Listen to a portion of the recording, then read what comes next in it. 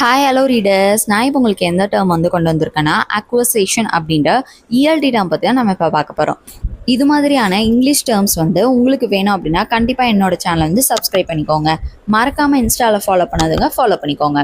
Acquisition அப்படின்னா எ term used to describe language being observed without conscious effect.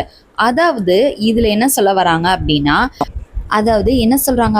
ஒரு லாங்குவேஜை கற்றுக்கிறதுக்கு முன்னாடி, அதாவது பேசவோ எழுதவோ கற்றுக்கிறதுக்கு முன்னாடி அந்த லாங்குவேஜை ஜஸ்ட் நம்ம அப்சர்வ் பண்ணியிருந்தாலே போதும், நம்மளோட சப்கான்ஷியஸ் மைண்டில் அது சேவ் ஆகிருக்கும். அதாவது அது எப்படி ப்ரொனன்சியேஷன் பண்ணுறாங்க, எப்படி பேசுகிறாங்க, எது மாதிரியான ஆக்ஷன்ஸ் பாடி லாங்குவேஜ் யூஸ் பண்ணுறாங்க அப்படின்றத நம்ம பிரெயின் ஆட்டோமேட்டிக்காக சப்கான்ஷியஸ் மைண்டில் சேவ் ஆகும். அதுதான் என்னன்னு சொல்கிறாங்க, அக்வேஷன் அப்படின்னு சொல்கிறாங்க. For example, the way children pick up their mother tongue.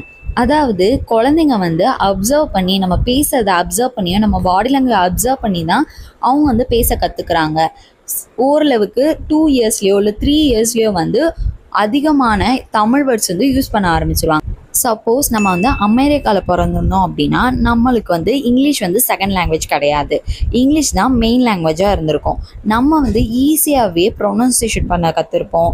அதுக்கு மட்டும் இல்லாமல் ஸ்பெல்லிங் மிஸ்டேக் இல்லாமல் எழுத கற்றுருப்போம். ஏன்னா நம்ம அங்கே இயர்லியாகவே, அதாவது குழந்தையிலேருந்து இருந்திருப்போம், ஜஸ்ட் அப்சர்வ் பண்ணியே வளர்ந்துருப்போம். அதனால நம்ம ஒரு சென்டென்ஸை எழுதவோ இல்லைனா பேசவோ கற்றுக்கணும்னு நம்மளுக்கு அவசியம் கிடையாது. ஏன்னா அது ஆட்டோமேட்டிக்காகவே நம்மளோட சப்கான்ஷியஸ் மைண்டில் சேவ் ஆகிருக்கும். இதுதான் என்னன்னு சொல்கிறாங்க, அக்வேஷன்ஸ் அப்படின்னு சொல்கிறாங்க. இது மாதிரியான எந்த டேர்ம் உங்களுக்கு புரியல அப்படின்றத கண்டிப்பாக கமெண்ட் செக்ஷனில் கமெண்ட் பண்ணுங்கள். Thanks to all.